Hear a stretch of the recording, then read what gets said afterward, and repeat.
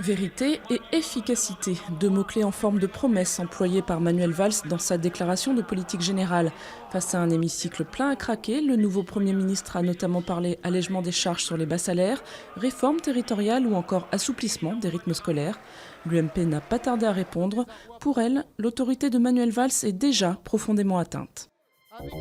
Les larmes, de nouveau, au procès d'Oscar Pistorius. Le champion paralympique a raconté les derniers instants avant le meurtre de sa petite amie il y a un an. Sa version des faits reste inchangée. Il a cru qu'un cambrioleur était caché dans les toilettes.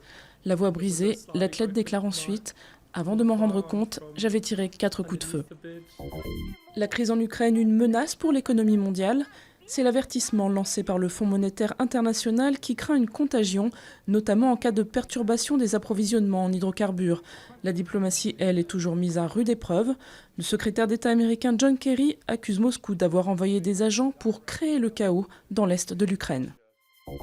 Pas de suspense attendu en Espagne où les députés vont se prononcer sur un projet de référendum sur l'indépendance de la Catalogne.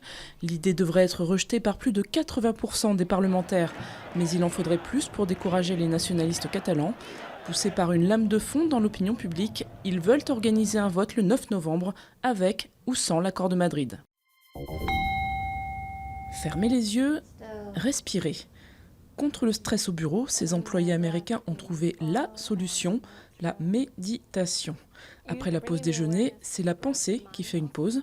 Parce qu'elle est censée rendre plus heureux et au passage plus productif, la méditation dite en pleine conscience fait un tabac outre-Atlantique. Même les géants Apple et Google proposent des séances à leurs salariés. Un succès à méditer.